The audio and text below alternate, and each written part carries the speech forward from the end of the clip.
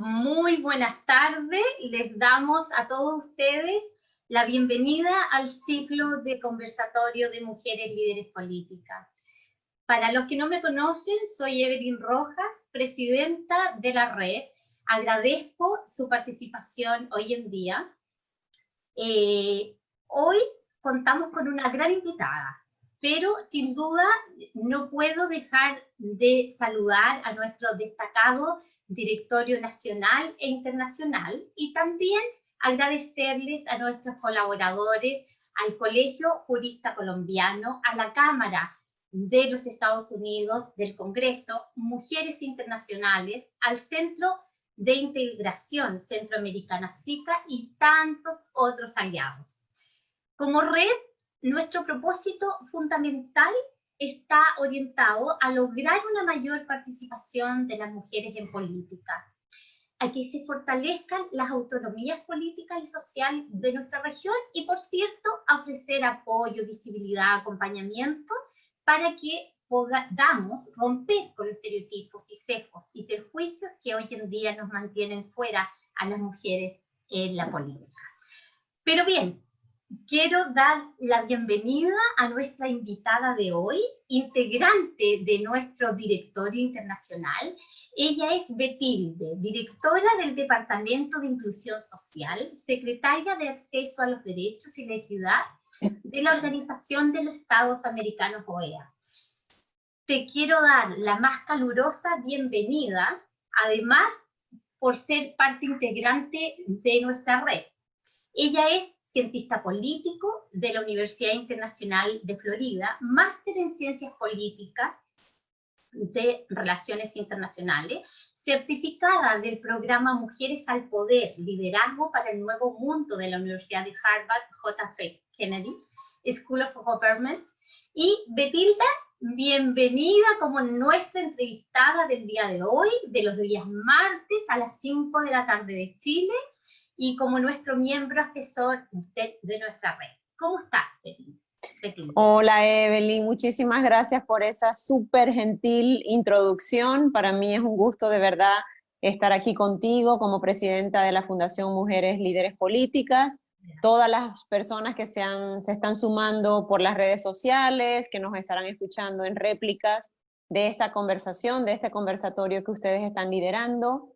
Y de verdad muy contenta en poder poner mi granito de arena a esta agenda tan importante que es el empoderamiento de las mujeres y la incidencia que las mujeres podemos tener en las decisiones públicas, en las decisiones políticas. Así que estoy muy contenta y estoy muy emocionada del diálogo y la conversación que vamos a tener hoy. Perfecto, muchas gracias. Betilde, cuéntame, ¿cómo ha sido tu trayectoria? ¿Cómo has llegado a este cargo tan destacado dentro de la OEA? Bueno, hoy día soy directora de Inclusión Social, que es un departamento dentro de una secretaría nueva que se creó cuando el secretario general Luis Almagro llegó a la OEA en 2015 y donde tenemos el mandato específico de trabajar en la agenda de inclusión social y de acceso a derechos o de derechos humanos en la región del lado, digamos, de la Secretaría General. Anteriormente fui directora y trabajé 9 años en la agenda electoral de la OEA, específicamente en materia de observación electoral. Trabajé mucho en el diseño de metodologías, herramientas para estandarizar la práctica de observación. Y quizás compartir que a manera de anécdota que mi trayectoria dentro de la OEA comenzó al aceptar, ya siendo estudiante de doctorado en ciencias políticas, acepté una pasantía, apliqué, bueno, yo también estaba interesada en ir, apliqué, me seleccionaron y acepté una pasantía y he hecho una trayectoria de trabajo en los últimos 20 años dentro de la OEA. Perfecto. ¿Cuál es la labor de la OEA que tú podrías señalarnos y hablarnos de acciones concretas en relación a la equidad, a los derechos y a la inclusión social? Hoy en día, en medio de esta pandemia, nosotros queremos preguntarte, ¿cierto?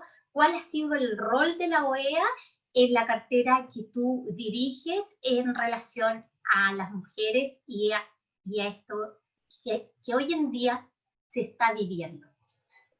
Digamos que hay un mundo pre-pandemia y un mundo post-pandemia, y todos entendemos que la pandemia del COVID-19 nos ha venido a afectar a todos en diferentes dimensiones y de diferentes formas.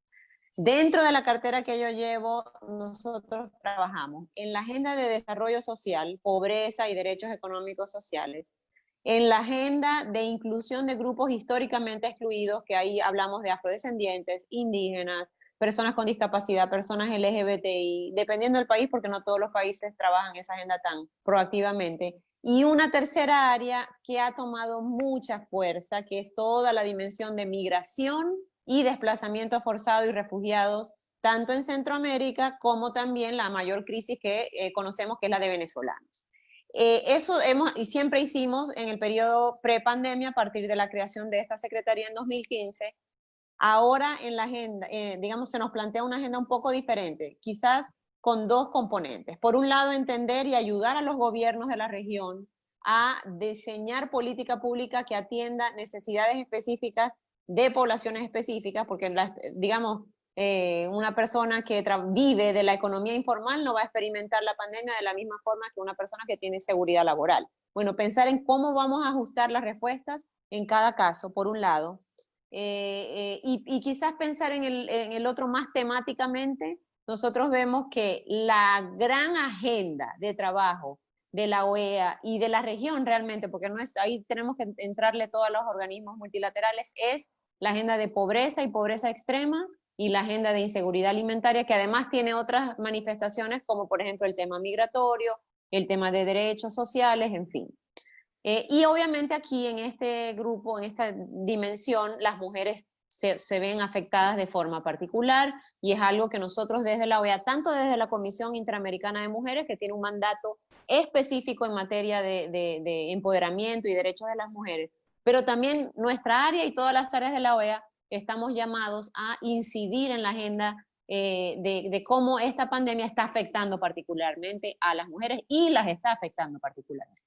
Claro, porque las mujeres en América están en el sector informal en su mayoría, y la mujer ha quedado económicamente desprotegida. Entonces, es Correcto. ahí como la OEA está apoyando con acciones concretas en el escenario actual. Correcto. Digamos que hay como varias dimensiones de afectación de las mujeres en el contexto de pandemia. Digamos, la cara feliz, o no la cara feliz, pero digamos la cara que nos empodera, que nos da ánimo de seguir posicionando a las mujeres en roles en el ambiente público, es que han tenido un rol fundamental liderando la respuesta en la primera línea. O sea, sabemos de datos que se han documentado que 80% de las personas que trabajan en el sector salud son mujeres, médicas, y son enfermeras. Entonces hay una dimensión interesante. Luego está, y lo podemos seguir conversando, toda la dimensión de las mujeres jefas de Estado que han hecho un excelente papel en responder a la crisis. Digamos que esa es la cara buena, la cara que nos anima y que nos dice, sí, vamos por buen camino teniendo más mujeres en puestos de liderazgo. La otra cara, que es la que tenemos también que atender, es, digamos, lo que tú mencionas, Evelyn. Mujeres que sabemos están, más del 50% del sector informal económico en nuestros países está constituido por mujeres. Estas son mujeres que por las medidas de aislamiento económico, el paro económico, aislamiento social, disculpa, y el consecuente paro económico, no están pudiendo salir a trabajar todos los días y no están teniendo el ingreso que siempre tuvieron. Y son de todas maneras responsables de sus familias, cabezas de familia. Eso es una dimensión que hay que atender. Luego está la gran conversación o la gran pandemia dentro de la pandemia, que es el tema de la violencia doméstica, digamos, la violencia en contra de las mujeres a nivel del ámbito privado, de lo doméstico, que se exacerba, se multiplica, porque las mujeres están aisladas, en cuarentena, con los agresores históricos que siempre han tenido, y que cuando, por ejemplo, salían a un trabajo o salían a algún tipo de actividad comunitaria, eran espacios de escape, de bajar tensión, de reducir, digamos, la frecuencia de agresiones. Cuando estás metido, digo, es difícil estar todo el tiempo metido en una familia y en una relación normal. Imagínense en una relación que se ve afectada por situación de violencia doméstica. Entonces hay muchas aristas y matices, y bueno, podemos seguir pensando en otras en particular, si empezamos a cruzar, por ejemplo, identidades de las mujeres que son migrantes en centroamericanas y en Estados Unidos, cómo también empiezan a tener afectaciones particulares en el contexto de pandemia. Y nuestro llamado es siempre a tener esos lentes puestos, ¿no? Que evidencien las buenas contribuciones que están haciendo las mujeres desde su liderazgo, pero también las que no han tenido lamentablemente los mismos privilegios y se encuentran en una situación desfavorecida, para pensar qué política pública hay que diseñar para poder atender esa realidad particular. Exactamente, exactamente. Bueno, acá en Chile se creó un WhatsApp en el cual se da apoyo a las mujeres maltratadas, en fin. Cuéntanos, ¿qué están haciendo allá ustedes? Bueno, precisamente hace poco escribí un artículo para una revista mexicana que se llama Voz y Voto, donde efectivamente documento esa buena práctica de Chile de haber creado mecanismos para que las mujeres que han sido víctimas de violencia puedan reportar a sus agresores. Y sabemos que también se están haciendo cosas muy interesantes en otros países. En el caso de Argentina, por ejemplo, se utiliza el WhatsApp, se dedicó una línea específica, y además se está invitando no solo a las mujeres que son víctimas de violencia doméstica, sino a sus vecinos, digamos, a los terceros que están, que de algún modo se dan cuenta que eso está ocurriendo, a no quedarse callados, sino también a reportar. Hay un tema que está vinculado a estas políticas de respuesta a la situación particular de las mujeres, que es el tema de la corresponsabilidad, que también a veces está pegado con el tema de violencia. Y hemos visto, porque digamos, yo soy una persona que tengo mi trabajo formal, tengo, digamos, un compañero que en la crianza de los hijos es muy, o sea, es involucrado a la par que yo, pero igual siempre termina todo en la órbita de las madres, ¿verdad? Y es una carga doble, es una carga más pesada, que es algo que tenemos que seguir combatiendo, o sea, tenemos que seguir tratando de encontrar ese balance que le permita tanto a los hombres y a las mujeres desarrollarse profesionalmente y también tener una vida personal.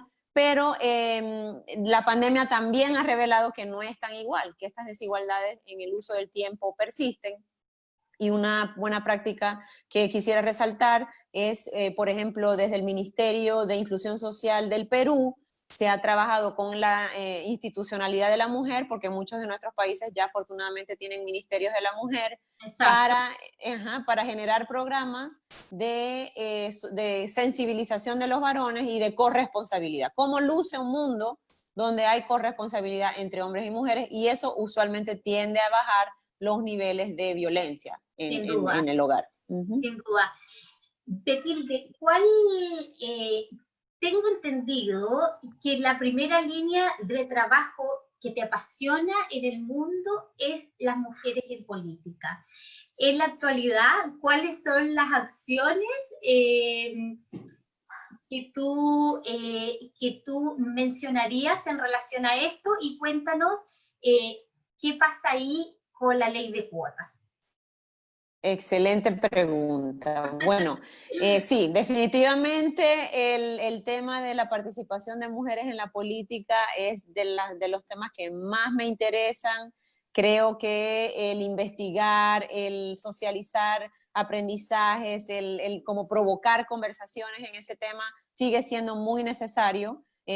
Afortunadamente cada vez tenemos más estudios empíricos que demuestran lo que aportan las mujeres y cómo ciertas medidas, como por ejemplo las leyes de cuotas que tú mencionas, ayudan efectivamente a ubicar a las mujeres en estos espacios de toma de decisiones. En la región tenemos un vaso, bueno, depende de cómo lo quieras mirar, vaso medio lleno o vaso medio vacío. El hecho es que hemos logrado cosas importantes, o sea, nadie cuestiona el derecho de las mujeres a votar. Sabemos por estudios del BID que las mujeres están representadas al menos 50% o digamos en 50% en los partidos políticos, quieren hacer política. Obviamente está el tema de las oportunidades y accesos que no siempre tienen las mujeres para hacer política. Y las leyes de cuota yo las veo como una estrategia para efectivamente ofrecer al electorado más mujeres como opciones a la hora de ubicarlas en puestos de poder.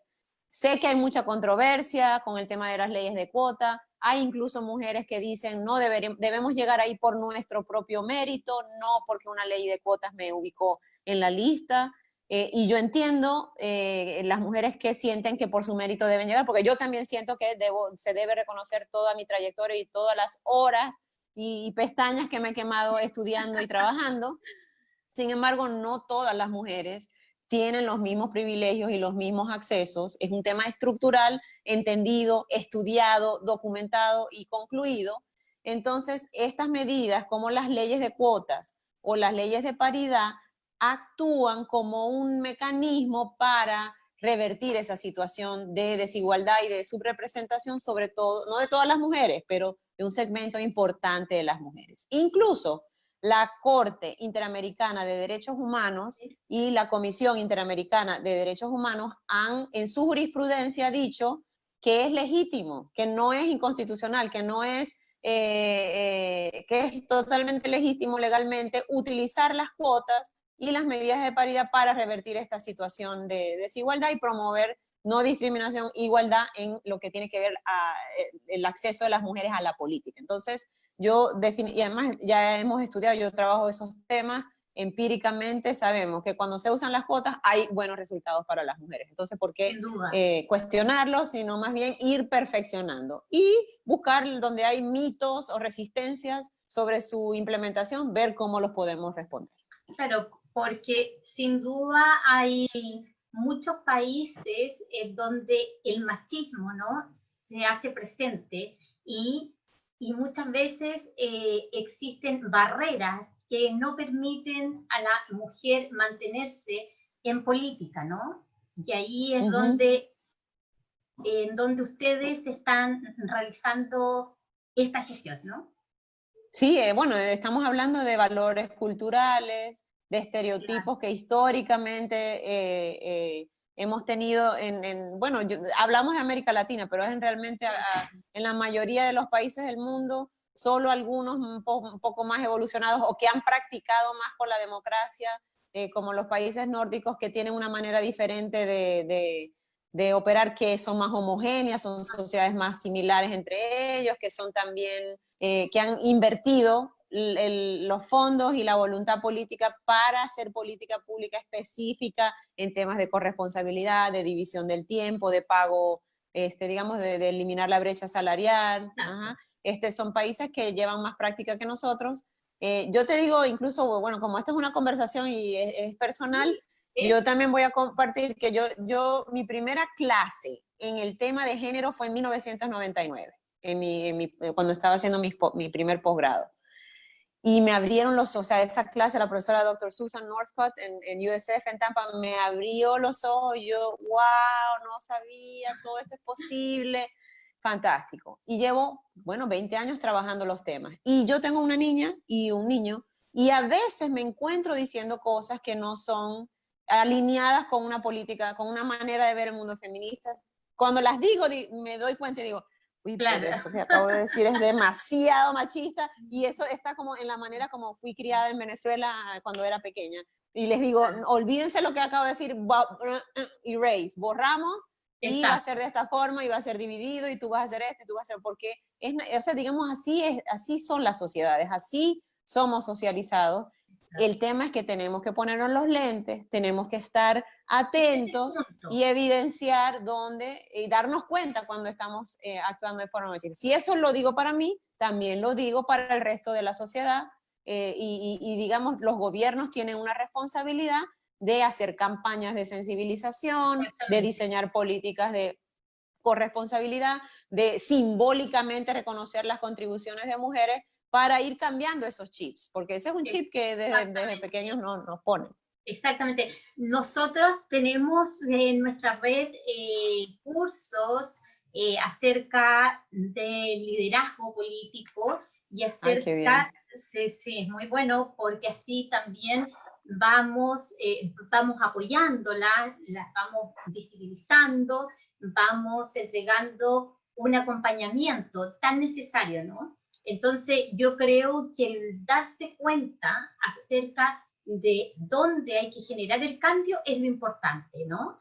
Y lo que tú bien dices, muchas veces vienen hasta de la crianza nuestra, entonces tiene que haber este cambio de chip, este cambio De chip. exactamente, y hay que hacerlo, y es muy importante. Entonces, bueno, eres una gran integrante de nuestro comité internacional y te agradecemos también el apoyo que nos ha entregado también en nuestra red, ¿cierto? Que somos una red nueva en donde tenemos mucho potencial y estamos entregando todas estas herramientas y este apoyo a nuestras miembros. Bueno, lo que te quería consultar también, Betilde, era acerca de tu liderazgo.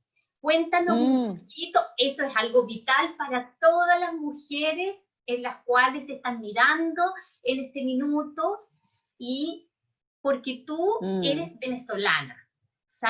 Bueno, ahora estás nacionalizada norteamericana, Correcto. pero sin duda tuviste que transcurrir un largo camino. Cuéntanos un poco eso. ¿Cómo lograste posicionarte y mantenerte? Que es lo importante.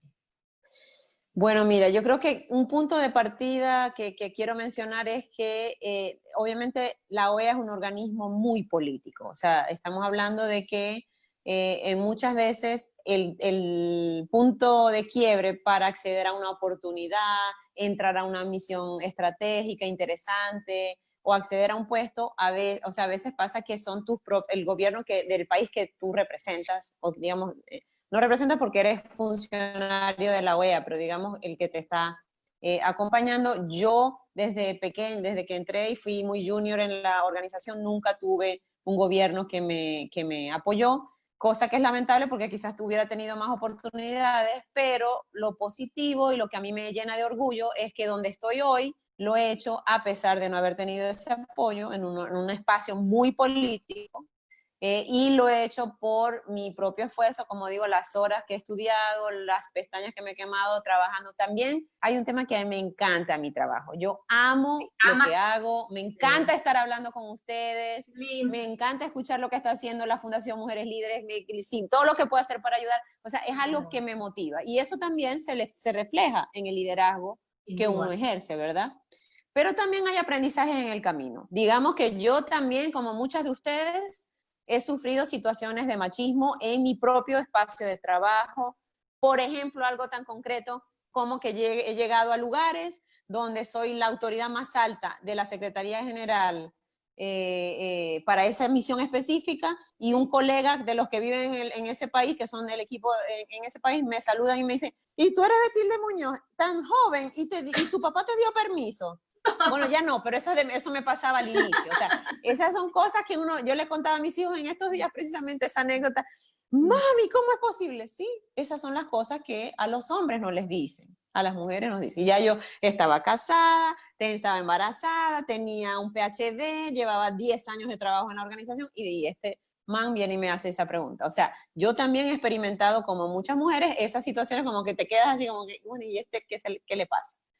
Obviamente hay que saber cómo manejar esas situaciones, pero antes hay que prepararse. Yo creo que clave en el fortalecimiento del liderazgo, y eso es algo muy personal que uno construye, que uno sabe dónde estoy cómoda para animarme a decir esto o no, dónde me voy a exponer o no. Eso es algo que es muy personal y uno lo va encontrando, pero es clave prepararse. Y eso empieza desde yo amo los temas académicos, entonces yo me aseguré de conseguir la mayor cantidad de educación en el tema académico posible, porque sabía que en la OEA no todo el mundo tiene todas las credenciales académicas. Hay mucha gente con bachelors y maestrías, pero no hay mucha gente con PhD. Entonces yo dije, aquí yo miré mi panorama y dije, esto me va a dar el edge, esto me va a dar la ventaja comparativa, y trabajé full time, trabajaba a tiempo completo y estudiaba a tiempo completo, y escribí en 5 años.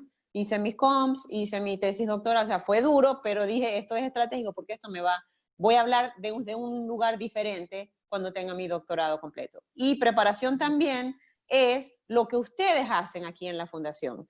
Dar espacios de training, aprender temas de empoderamiento, cómo comunicar, cómo escribir unos talking points. Eso es todo, hay cursos para todo eso. Bueno, hay que enfocarse y prepararse para ese tipo. Ahora son todo el tema de las redes sociales. Yo apenas tengo como 2 años en el Twitter, en el tema del Twitter, y me ha dado una voz espectacular. A mí me encanta, o sea, digo, es muy tóxico a veces, pero hay que aprender a utilizar el Twitter. Ahora voy a hacer un curso de Instagram porque veo que todo el mundo se está moviendo por ahí. Claro. Está todo el mundo. Entonces, bueno, hay que prepararse porque esos son elementos que de algún modo son diferenciadores en cómo tú logras ejercer tu liderazgo. Y obviamente hay que, digamos, todos han leído seguramente el libro, o todos, Lean, el libro de la ex CFO de Facebook, donde ella habla del síndrome del impostor, ¿no? Entonces, las mujeres tenemos ese síndrome de que, oye, me están invitando a hacer esto, pero si yo no tengo tanta experiencia. Porque a mí, claro. ¿Cómo? Bueno, esas son cosas que tenemos que empezar a transformar. Ese es el mismo chip que hablábamos más temprano. Es el mismo chip que hay que quitárselo. Claro, exactamente, hay que quitárselo. Exactamente, este chip. También hablamos acerca del techo de cristal, ¿no? Que muchas mujeres nos ponemos y no dejan Correcto. que nosotras podamos ascender. A mí, porque yo. Y eso, exactamente. Y esos son paradigmas que hay que eliminar por completo para que sin duda nuestra red las pueda apoyar. Y bueno, es un camino. Es un camino. Y es personal, apoyo, es muy personal. Es muy personal, de acompañamiento, de visibilidad y sobre todo de un trabajo continuo en cuanto a la sociedad, ¿no? Sin duda. Así es, así es. Y toda esta dimensión del techo de cristal, o sea, nosotros con algunos colegas, bueno, mi querida Flavia Freidenberg, Tomás Dosek y Mariana Caminotti escribimos hace un par de años un libro donde mapeamos esos techos que tú hablas. Sí. Uno de ellos es el techo de cristal, que son esos impedimentos que no dejan que las mujeres puedan acceder, que no los puedes como ponerle el dedo, pero no dejan que las mujeres puedan ascender a puestos de toma de decisiones de liderazgo, así tengan liderazgo, pero al puesto formal. Sí. Pero esto del síndrome del impostor lo asociamos también a lo que llamamos techos de cemento, que son esas autopercepciones que son construidas socialmente sobre, ¿será que es que yo llevo 10 años militando en el partido? ¿Será que es que me animo a pedir que me pongan de candidata? Y después toda la novela mental, o sea, el diálogo mental de cómo llego a decir que a mí me interesa la candidatura. Claro. Esas son cosas que hay que forzarnos a hacerlas, y cuando tengas la conversación no va a ser tan complicada como te la imaginaste, número uno. Y número dos, y eso yo siento que la experiencia cada vez me lo demuestra más, incluso los hombres que tienen sensibilidad y que terminan siendo aliados, pero la gente en general le encanta ayudar.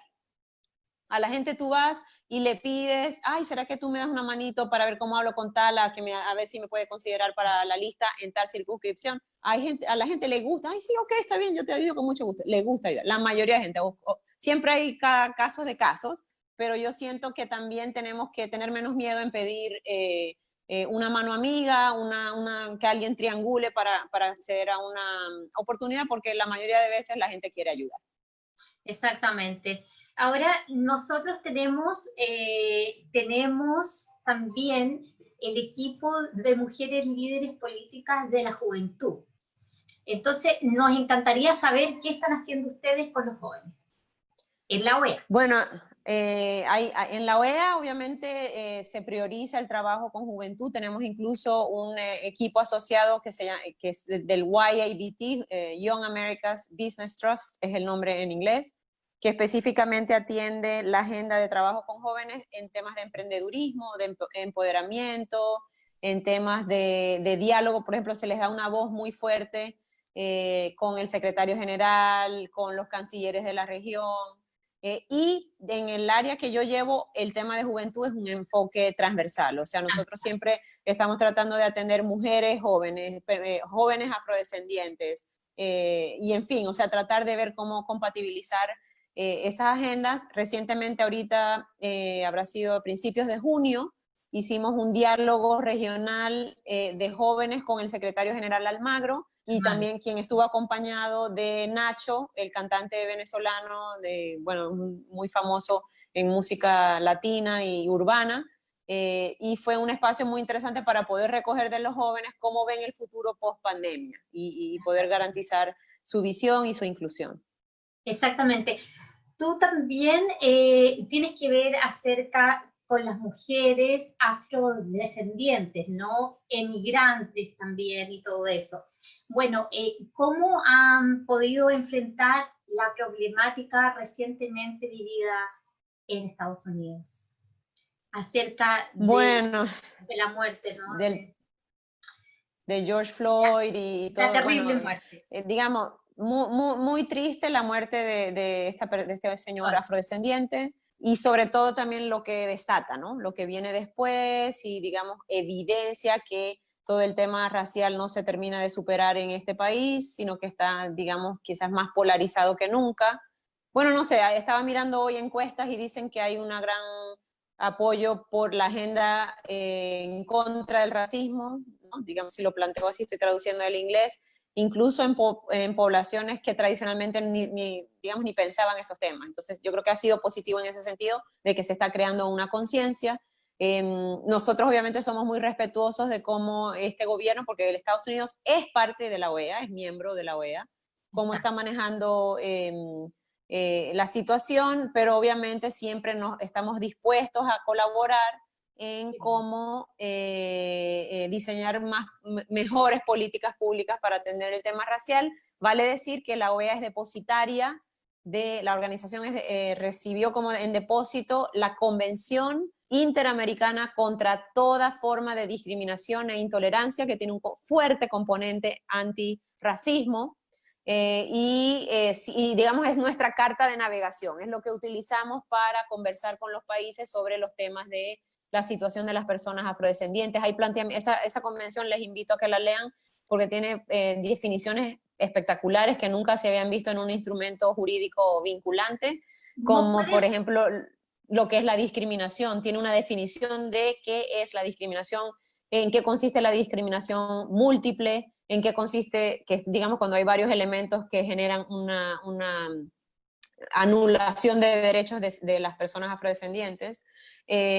Habla de la discriminación agravada, habla de en qué consiste la intolerancia, digamos especifica en los considerandos que los estudios empíricos y científicos que demuestran que no hay superioridad de ninguna raza sobre la otra, o sea, tiene como planteamientos muy importantes y que son muy relevantes en esta conversación que se está teniendo en el mundo, diría, no solo en Estados Unidos. En Estados Unidos, digamos, nace, pero todo el mundo está conversando de cómo vamos a terminar de superar la discriminación y la situación de subrepresentación de las personas afrodescendientes en el mundo.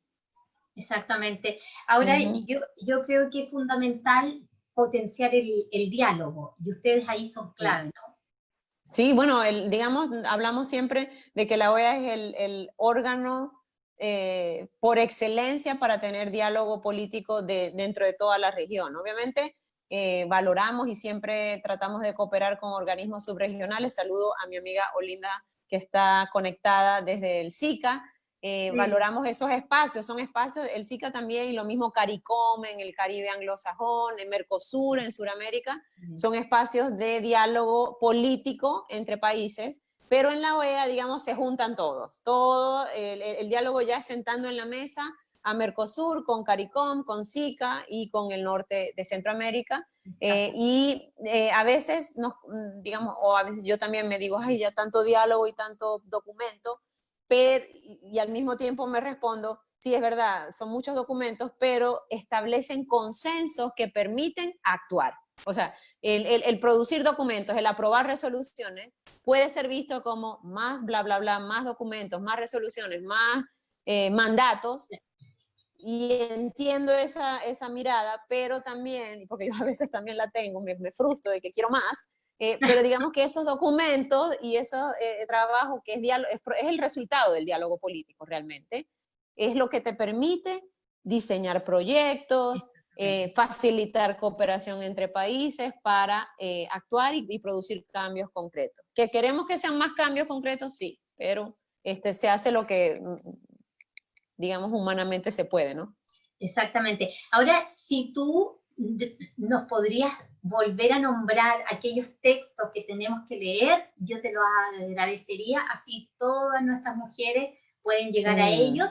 Si gustas, después me los entregas. Perfecto. Y nosotros lo difundimos, ¿ok? Perfecto. Así que entonces así cumplimos también para que ellas lo lean y sepan todo esto. Claro que sí. Bueno, en realidad, Betilde, yo te quiero comentar que también SICA es parte de nuestro comité directorio internacional, así que estamos muy contentas y también le brindamos un saludo ahí a Olinda.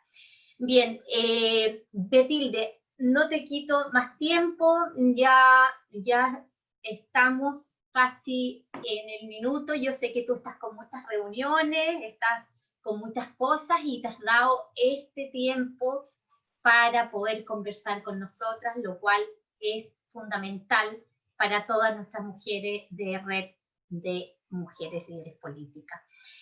Y bueno, dejarte invitada, seguir trabajando juntas y, por cierto, también te quiero enviar un fuerte abrazo y espero que sigas representándonos también dentro de los líderes actuales que están en la OEA. Así que muchas gracias por tu contacto, por contar hoy contigo y sin duda para seguir realizando alianzas colaborativas juntas.